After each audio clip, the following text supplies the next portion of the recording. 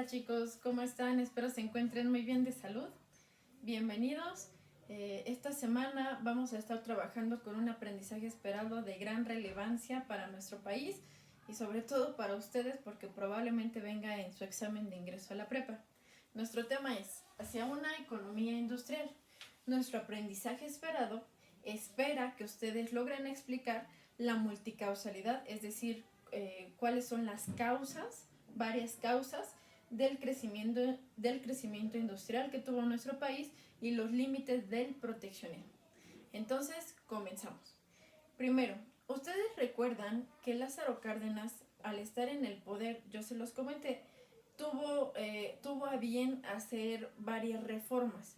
Una de ellas fue impulsar a Pemex.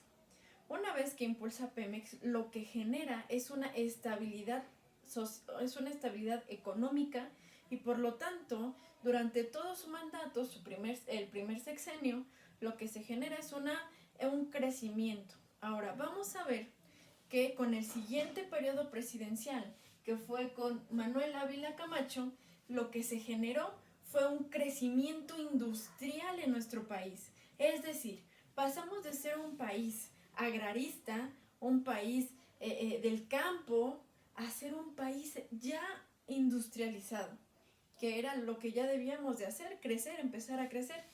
Entonces, con estos dos presidentes, Manuel Ávila Camacho y Miguel Alemán, lo que se genera es una modernización en el país. Ahora, el gobierno en lo que estaba más enfocado era en industrializarnos, es decir, que el país comenzara a meter tecnología para que empezara a producir y depender menos de los productos extranjeros, pero depender más de la maquinaria extranjera. Lo vamos a ver más adelante. Entonces, ¿qué fue lo que generó esta industrialización? Primero, el objetivo era producir y exportar. ¿Por qué? Porque México no estaba exportando más que materias primas. Entonces, aquí vamos a encontrarnos con dos conceptos muy importantes: importar y exportar. Así tal cual como lo estoy haciendo es, primero, importar es que nosotros, México, compremos, no sé, algún tipo de producto de otro país, maquinaria, etc. Eso es importar. Y exportar, entonces, es que México logre vender sus productos a otros países. Entonces, estos dos conceptos no deben de dejarlos de lado porque los vamos a estar manejando, ¿sale? Primero, importar es cuando México compra. Exportar es cuando México vende, ¿ok? Entonces, una vez que ya tenemos esto, regresamos al objetivo: producir y exportar. México debía de empezar a producir ya productos, más que materias primas, ya hacer sus productos y empezar a exportarlos. A esto se le llamó sustitución de importaciones. ¿A qué se le llamó? Simplemente a evitar que México empezara a comprar productos que él podía producir. Entonces, a esto también le vamos a llamar el proteccionismo. México empezó a proteger a sus empresas nacionales de las empresas extranjeras, para que así lo que lográramos era estabilizar la economía de nuestro país, proteger nuestra economía. Y vaya que funcionó. Durante un tiempo funcionó y nos fue muy bien. Entonces, ¿qué fue lo que empezó a hacer para este modelo de sustitución de importaciones? Primero, colocó aranceles. Ustedes saben que los aranceles son impuestos que se le colocan a los productos cuando entran al país. Por ejemplo, si de China quiere entrar un cargamento de juguetes, entonces se le sube un poquito más los impuestos a los aranceles y pues es obvio que a lo mejor a ellos no les va a convenir, ¿no? Pero eso era que a México lo empezaran a levantar, ¿sale? Entonces subieron los aranceles. Número 2, hubo una reducción de la dependencia económica. ¿Hacia quién? Hacia Estados Unidos. Empezamos a soltar un poquito a nuestro vecino del norte y ya no había esa gran dependencia en este momento. Más adelante vamos a ver que sí volvemos a necesitar. Y se aumentan las industrias en el país. Entonces, esto es un punto a favor de nuestro país. Y algo que quería el gobierno y que empezó a promover bastante era lo hecho en México. Es decir, la gente tenía que empezar a comprar lo hecho en México. Esto obviamente iba a generar que se estabilizara la economía del país y sobre todo que empezáramos a crecer, que era el objetivo más importante. Ahora, el crecimiento que los presidentes querían eran de dos tipos. Primero era un crecimiento hacia afuera, o sea que México tuviera industrias y empezar a producir algunos productos para empezar a vender y financiar las mismas empresas. Y el segundo crecimiento que hubo fue un crecimiento hacia adentro. Es decir, empezar a proteger estas empresas y empezar a fomentar que otras empresas de productos básicos comenzaran a vender aquí en México y fueran de calidad, sobre todo, porque es obvio, si tú vas a comprar algo, pues a lo mejor te lo dan barato, pero si está mal hecho, pues no te gusta y prefieres comprar caro pero bien hecho. Entonces fue algo que se empezó a fomentar aquí. Sin embargo, aquí llegamos al punto en el que se da el milagro mexicano. ¿Qué es el milagro mexicano? Es una etapa de México en la cual los historiadores lo han llamado así porque es una etapa en la que México comienza a crecer económicamente, desmesuradamente, lo que nunca había pasado. Y eso se da gracias a varias cosas. La primera es Segunda Guerra Mundial. Durante la Segunda Guerra Mundial, México, ustedes saben que no entró como tal, ¿sale? Conocen ustedes el Escuadrón 201 con el que participamos, pero no fue como los demás países que sí bombardearon, que sí se inmiscuyeron más en la guerra. Simplemente fuimos como un poquito más alejados y vimos todo desde lejos. En lo que sí invertimos fue en estar dando las materias primas, por ejemplo, a Estados Unidos, el petróleo, el armamento, etcétera. Eso sí. Entonces eso hizo que México comenzara a crecer. Mientras los otros países estaban entretenidos en la guerra, tal como Estados Unidos, México empezó a vender petróleo, materias primas, y eso le ayudó bastante a nuestro país. Entonces, una de las causas para que se diera este famoso milagro mexicano, que por cierto dura 30 años, es la Segunda Guerra Mundial. Otro lado fue lo que les comentaba, las materias primas y el petróleo que empezamos a producir. Y otra parte para que se diera el milagro mexicano fue que el Estado era el principal inversor. ¿Qué quiere decir? Con esto se da el proteccionismo. ¿Qué es el proteccionismo? Que el Estado empiece a inyectar dinero a cada una de las empresas mexicanas. Por ejemplo, lo que hoy ustedes conocen como, no sé, empresas como Bimbo, empiezan a inyectarle dinero, capital, y el Estado empieza a protegerlas. Vamos a empezar a consumir lo mexicano, lo que hoy en día está haciendo tanto énfasis, ¿no? La gente hace tanto énfasis que pasando este tiempo del COVID, lo que debemos de hacer es empezar a consumir mexicano y tratar de evitar un poco lo extranjero para que México no caiga en crisis y para que una vez más podamos salir a flote. Entonces, esto fue lo que sucedió. El Estado comenzó a inyectar dinero a las empresas, pero ojo, el Estado no era solvente, sino que también tenía que estar pidiendo préstamos, créditos. Entonces iba a llegar un momento en el que obviamente iba a ser más el crédito, nos iba a ganar más la deuda que lo que estaba produciendo las empresas mexicanas. Entonces, el Estado fue el principal inversor y lo único que se esperaba aquí era mejorar el nivel de vida de los mexicanos y aumentar el PIB, que es el Producto Interno Bruto, es decir, lo que México al año produce. Entonces, aquí ojo con algo.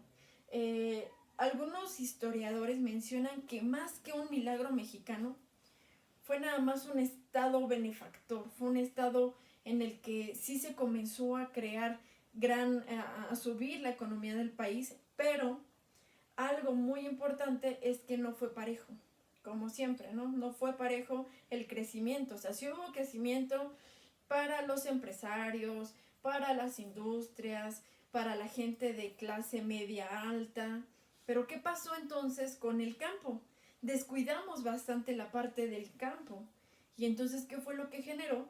Que pues México dejó de invertirle al campo por invertir más en las industrias, y cuando se dio cuenta entonces ya había un rezago en el campo porque no se le había invertido ni siquiera en maquinaria, no se le había invertido en ningún rubro al campo.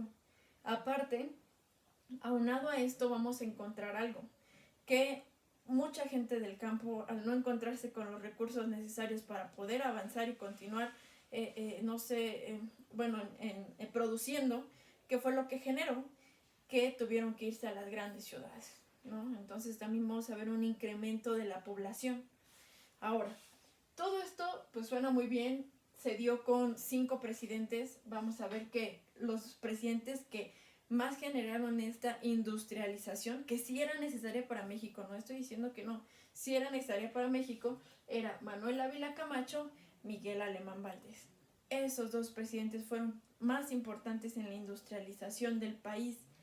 Ahora, estamos hablando que Manuel Ávila Camacho sube al poder en 1940, una vez terminado el sexenio de Lázaro Cárdenas. Entonces, quiero que más o menos ustedes hagan sus cuentas para que vean que estos 5 presidentes estuvieron durante el milagro mexicano. Ahora, con Adolfo Ruiz Cortines y Adolfo López Mateos se continúa esta política de protección a las empresas mexicanas, de empezar a hacer el crecimiento hacia afuera y también hacia adentro, protegiéndonos. Pero iba a llegar un momento en el que se estaba inflando tanto el Estado de los préstamos que estaba pidiendo, y ya no estaba generando la misma industria mexicana, que lo que iba a suceder era una crisis, era una bomba de tiempo. Ahora, ojo, una vez que llegamos ya aquí con Gustavo Díaz Ordaz, ustedes saben que ya había una crisis social, más que económica en ese momento, ya había una crisis social, que es el siguiente tema, los movimientos sociales que comenzaron en el 65, 66, 67 y 68, el más grave de todos en el movimiento estudiantil, ¿no? Entonces, ya había una crisis, empezaba ya la crisis económica y ahora sí se veía el rezago tecnológico, porque ahora vámonos a la otra parte. La otra parte es los límites del proteccionismo y el rezago tecnológico. Aquí podemos darnos cuenta de lo siguiente. México había generado una dependencia económica y de maquinaria hacia los demás países. Japón, Estados Unidos, pidiéndole maquinaria para que México pudiera seguir siendo un país industrializado. Entonces, quiere decir que los presidentes se les olvidó o dejaron de lado que también era muy importante estar invirtiéndole a la tecnología. Entonces, no creamos nuestra maquinaria, siempre dependimos de otros países. Entonces, la maquinaria era importada de algunos países y esto generaba que fuera inadecuada, que no era funcional para lo que muchas veces nosotros queríamos o necesitábamos en las empresas.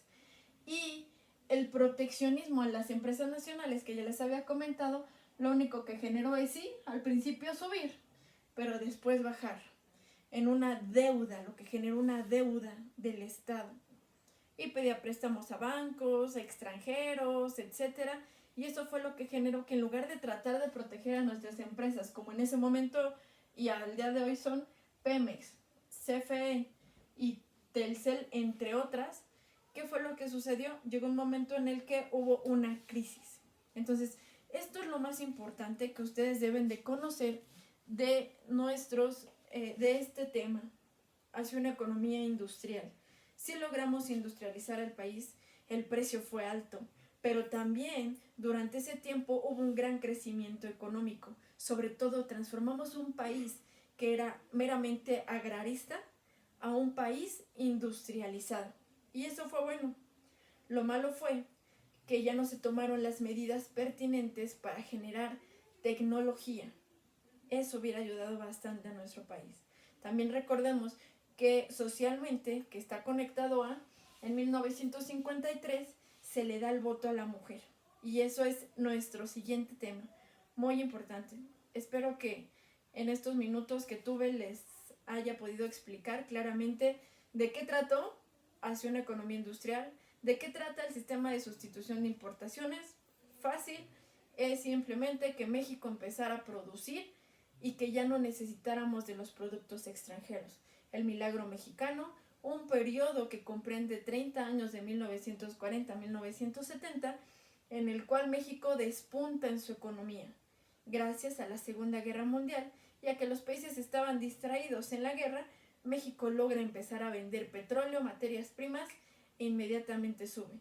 Los presidentes lo hicieron bien, los primeros presidentes lo hicieron muy bien, trataron de competir con los precios de los demás para que se lograra levantar nuestra empresa Pemex.